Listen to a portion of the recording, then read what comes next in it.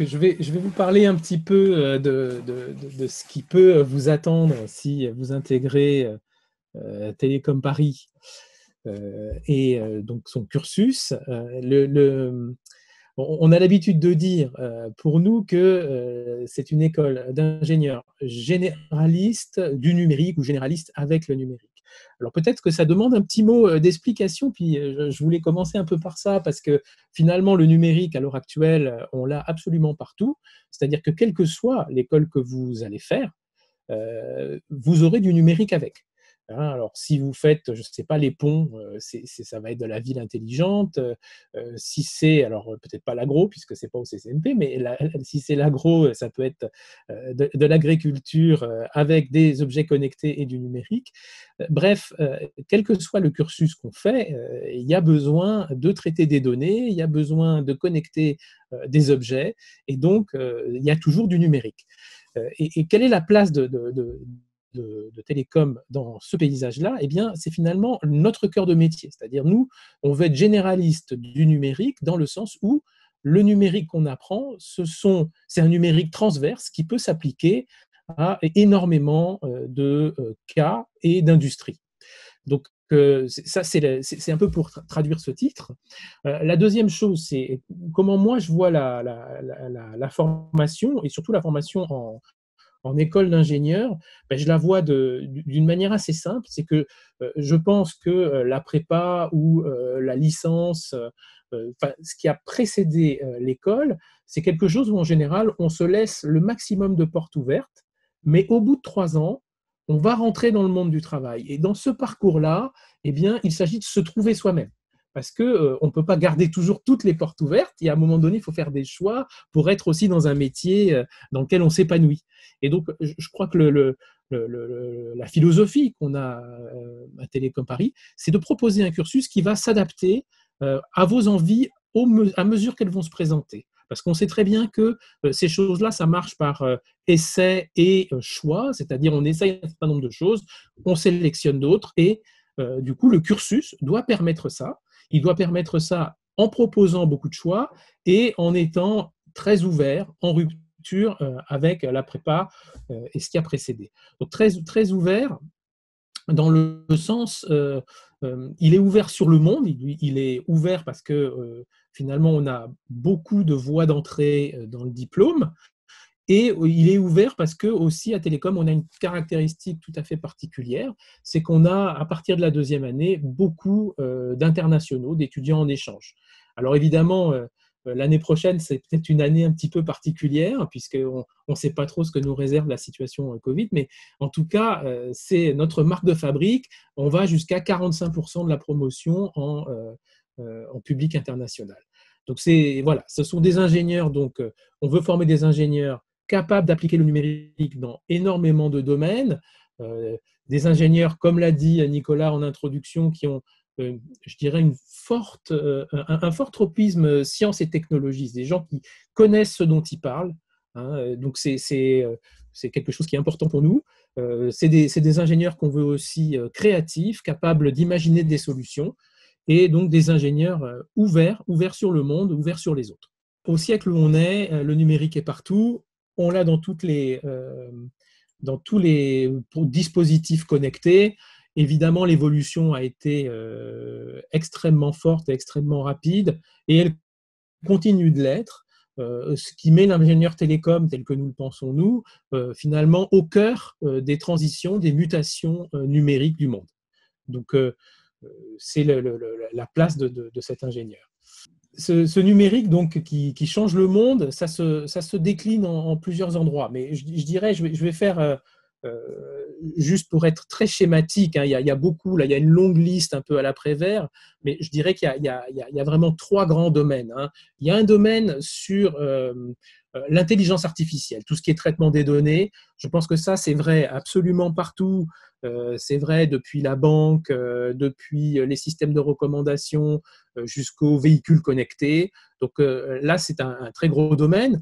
Il y a un domaine qui va avec, c'est-à-dire qu'à mesure qu'on voit se développer des objets connectés, donc ce qu'on appelle l'IoT, les interactions avec les traitements qui vont avec, il y a un besoin croissant en cybersécurité. Donc là, ça nous fait 3 grands domaines, hein, la cybersécurité, les IoT, l'intelligence artificielle. Et évidemment, pour supporter ces domaines, hein, il va y avoir des domaines qui sont de nature, je dirais, de nature à environner tout ça. Et donc là, notamment, c'est les grands réseaux et systèmes, hein. On estime que dans le monde, à l'horizon 2025-2030, on aura peut-être 50 milliards, peut-être 100 milliards d'objets connectés. Donc, il faut des réseaux capables de supporter ces communications-là. Et on le voit bien par ces temps aussi, le fait qu'on ait ces compétences-là, je dirais au niveau national, et nous donc, en tant que grande école, première grande école du numérique de France, c'est très important qu'on ait ces compétences-là. Enfin, tout ça ne serait rien, hein, vous connaissez sans doute la citation de Rabelais, hein, science sans conscience n'est que ruine de l'âme. Ça ne serait rien s'il n'y a pas conscience des enjeux en même temps. Et autant dans l'utilisation des données, donc tout ce qui est privauté, privacy, tout ce qui est biais des algorithmes, tout ce qui est automatisation, il y a une question de responsabilité des ingénieurs qui conçoivent les systèmes, une responsabilité sociale, une responsabilité éthique, et évidemment, hein, une responsabilité dans la transition écologique. On connaît bien les problèmes liés au data center, au fait que ça produit beaucoup de CO2. Et donc, il faut construire des solutions non seulement intelligentes au sens objet connecté, mais intelligentes au sens économe, au sens écologiquement valide des technologies. Voilà. Donc, à droite, vous avez l'ensemble d'exemples, hein, mais dans les transports intelligents, on va trouver par exemple un ensemble l'ensemble interdisciplinaire ou pluridisciplinaire qu'il faut couvrir pour travailler sur ce sujet-là, à la fois des objets connectés, des systèmes embarqués, évidemment l'interaction homme-machine pour pouvoir interagir avec un véhicule autonome, le côté intelligence artificielle, bien sûr, il en faut beaucoup pour que le véhicule autonome prenne les bonnes décisions. Il ne faut pas hacker la voiture, donc il y a une question de cybersécurité qui est fondamentale. Et puis derrière, évidemment, on a toutes les questions liées à, je dirais, la prise en compte de la psychologie du conducteur, des sociologies, de l'ergonomie de l'habitacle dans ces nouveaux véhicules connectés, et évidemment aussi des questions de droit qui sont tout à la fin, mais qui ne sont pas négligeables lorsqu'il s'agit de trancher sur des accidents causés par des véhicules autonomes. Donc vous voyez que l'exemple du véhicule autonome, des transports intelligents plus généralement, c'est quelque chose où on voit bien que le numérique, c'est non pas une pointe, mais c'est plutôt une surface, hein, c'est plutôt une surface qui va agréger différentes disciplines. Alors, les transports intelligents sont un exemple, vous en avez d'autres à droite, mais je vais un peu avancer dans la présentation. Je pense que vous pourrez trouver ces exemples un peu partout, mais c'est pour dire que ce soit la santé, la ville, le commerce, toutes ces choses-là vont avoir besoin de cette surface du numérique, cette surface généraliste du numérique, telle qu'on la pense à Télécom Paris. Alors, là, on a vu que l'ingénieur télécom tel qu'on le pensait nous, donc c'était un cursus qui va vous permettre de trouver, de faire vos choix. C'est un cursus qui va faire de vous quelqu'un qui aura une connaissance approfondie des domaines dont il va parler, dans lesquels il va agir. Il va être capable de relever les défis présentés par ce nouveau monde en transition numérique. Et également, donc, il faut que cet ingénieur soit capable de projeter l'industrie dans le futur. Et donc, c'est ça un peu la question, qu'il s'agisse des applications, des intelligences artificielles, des nouveaux réseaux. Il faut se projeter dans le futur avec des connaissances qui sont pérennes et sur lesquelles on peut capitaliser. Donc, c'est l'idée d'avoir un ingénieur du coup, qui maîtrise des fondamentaux, donc les maths, l'informatique, la physique, les sciences économiques et sociales, et qui vont travailler ce qu'on appelle parfois des compétences transverses ou soft skills pour certains, les compétences douces, c'est-à-dire des gens qui vont être créatifs, qui vont être capables de prendre un certain nombre de risques, parce qu'on ne peut pas inventer le futur sans prendre des risques. et qui vont être capables de travailler dans des équipes, je dirais, diverses à tous les points de vue et par exemple multiculturelles. Évidemment, il faudra aussi qu'ils soient responsables, j'en ai parlé avant, c'est-à-dire qu'ils soient capables d'imaginer des conséquences futures, que ce soit en termes d'environnement ou de société, des systèmes qu'ils conçoivent, mais au point. Donc, où est-ce qu'il faut faire ça?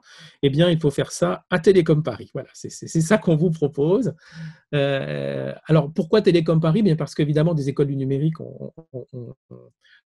on n'est pas forcément les seuls, mais on est quand même la première école du numérique telle qu'elle est classée dans le Figaro en 2020, première école généraliste du numérique.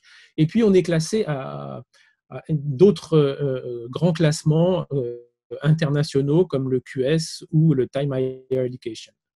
Donc voilà, c'est pour vous dire que le choix du numérique, c'est un choix fort, un choix qui engage le futur, qui engage votre futur, mais aussi le futur de la société, et que Télécom Paris, ben, c'est sans doute la meilleure école pour faire ce choix-là. Donc allons-y, regardons un peu le cursus maintenant, hein, à quelle sauce on est mangé quand on vient à Télécom Paris, que ce soit en première année ou en cycle master. Donc en première année, c'est les bases de l'ingénieur. Et mon message sur ce transparent-là, hein, plutôt que de regarder le détail, c'est de regarder plutôt l'équilibre. C'est-à-dire quand on regarde ce camembert, on voit des tranches qui sont finalement relativement équilibrées. Et donc, ça veut dire qu'on va avoir un équilibre entre d'abord des enseignements théoriques, hein, il y a 160 heures de mathématiques, mais aussi des enseignements par projet. Hein, donc, on a des projets sur 150 heures. On va avoir également de l'économie, du management, de la sociologie, donc des choses qui touchent les sciences humaines et sociales.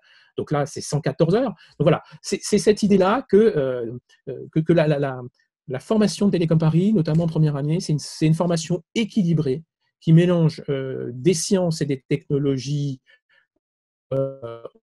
aux maths, physique, informatique, sciences économiques, avec des enseignements par projet pour aussi cultiver les compétences douces dont je parlais tout à l'heure, et évidemment des langues. Là, vous avez 180 heures de langue, donc pour, là encore, être opérationnel dans des milieux multiculturels et profiter de la diversité que nous offre l'ouverture sur le monde. En deuxième et troisième année, donc je vous avais parlé de choix, je vous avais parlé d'un cursus qui permet à chacun de se réaliser, et à Télécom, ça n'est pas un vain mot, puisque en deuxième année, par exemple, là où les nombres d'étudiants est environ 230, on propose 14 filières dans lesquelles chaque étudiant va en choisir 2. Alors, ça permet d'une part de faire des choix. 14, quand on est 230, c'est quand même une combinatoire qui est plutôt très très bonne, très favorable. Et le fait d'en avoir 2 permet de développer soit des renforcements en prenant des disciplines qui se renforcent. Alors, si on prend par exemple, je ne sais pas, les réseaux mobiles et l'Internet des objets et de la sécurité, donc à ce moment-là, on va avoir des choses qui se renforcent, en sécurité des réseaux, ou alors des choses complémentaires. On peut avoir des choses complémentaires comme de l'IA et des systèmes embarqués. Donc voilà comment dire, notre principe, c'est vous-même qui construisez ça, il n'y a pas du tout de contraintes là-dessus, aucun numerus clausus, vous pouvez faire les choix que vous voulez, choix qui sont éclairés par tout ce qui est fait en première année. Et là, je me permets, je vais faire un petit détour, hein, c'est qu'on a cette année reçu le renfort de quelqu'un qui vient travailler le projet professionnel et sa cohérence avec les choix scolaires depuis la première année.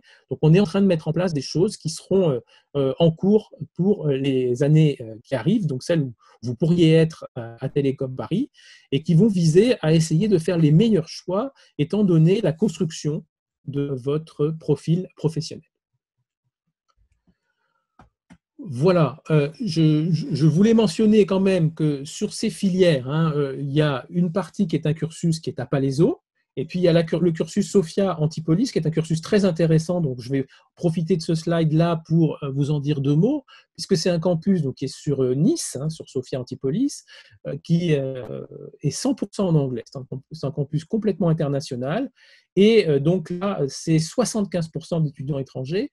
Donc pour ceux qui voudraient bénéficier d'un environnement international, très rapidement, encore plus international, je dirais que les 4 filières proposées par le cursus Sophia Eurecom, hein, sont un bon candidat.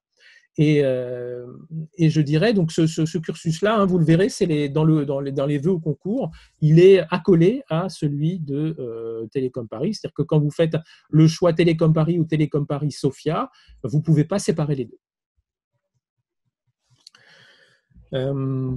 Voilà, ouverture sur le monde. Donc, évidemment, on a une obligation de mobilité. Donc, les étudiants doivent partir à l'étranger. On a énormément d'accords, hein, je dirais une quarantaine. Voilà, 41 partenariats, voilà, c'est marqué à droite. Il y a beaucoup de programmes d'échange en Erasmus, en stage. Voilà, donc ça, c'est là aussi, évidemment, on a tous ces partenaires qui sont mis à la disposition des futurs diplômés Télécom Paris. Voilà, et puis peut-être faire écho un petit peu à la présentation de Nicolas au tout début. Il a dit que Télécom Paris voulait être un laboratoire. Et effectivement, on est aussi un laboratoire du point de vue de la pédagogie, l'innovation pédagogique.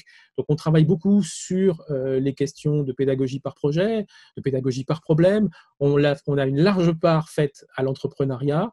Et évidemment, on accompagne ça avec des lieux, des espaces, donc des espaces d'innovation comme un Fab Lab, un e-lab pour l'électronique, un studio design pour faire de la conception et un incubateur qui est le premier incubateur d'entreprises numériques de France. Voilà, ça va vous donner maintenant une petite idée. J'ai presque terminé sur cette présentation du cursus. Donc, un peu une variété, hein, la variété des métiers. Alors, elle est très, très grande. Donc, là, c'est juste quelques exemples, hein. On peut aussi bien travailler dans des applications, de faire du design d'applications chez Airbus, comme être data scientist dans une banque comme la Société Générale.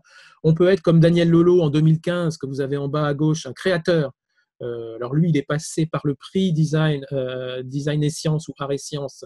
Donc, il a créé Energy Square, qui au départ était un projet Télécom Paris fait dans le cadre de l'école et qui est devenu donc c'est comment dire, une tablette de recharge par induction pour tous les systèmes rechargeables. Donc voilà, donc si vous regardez, que vous tapez ça sur Internet, vous allez voir un peu. Et donc ça, c'est parti de Télécom Paris. Bien, Julie Catio en 2011, qui était chez nous, travaille maintenant chez Google. C'est elle qui a mis au point, qui dirige l'équipe, qui a fait la traduction automatique des panneaux quand vous les prenez avec votre caméra.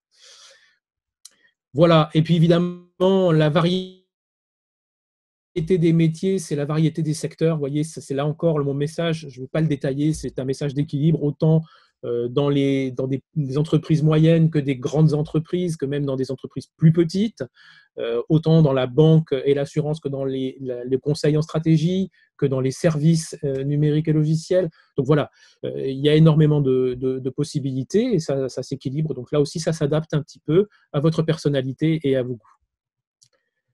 Évidemment, on organise énormément d'événements, de rencontres. Il y en a plus de 150 par an. Et on travaille d'ailleurs pour les intégrer dans un parcours quelque part qui vous permette là encore, de faire vos choix en conscience. Voilà. Pour finir, donc on dit un petit peu les 3 grands profils d'ingénieurs Télécom Paris, hein. Des inventeurs, donc des gens qui vont être plutôt côté recherche. Vous connaissez peut-être Luc Julia qui a inventé le Siri. Des entrepreneurs, donc des gens qui vont, comme Jean-Luc Vaillant, fonder LinkedIn et faire avancer. Alors, c'est intéressant parce que Jean-Luc Vaillant est arrivé par La Voix des Amis sur titre à Télécom Paris. Et puis, il y a aussi évidemment des grands dirigeants d'entreprise, hein, comme Yves Tirole, qui dirige le digital à la BPCE. Donc, voilà, à vous de faire vos choix. Et bon, Télécom Paris vous permet justement de vous réaliser dans chacun de ces profils.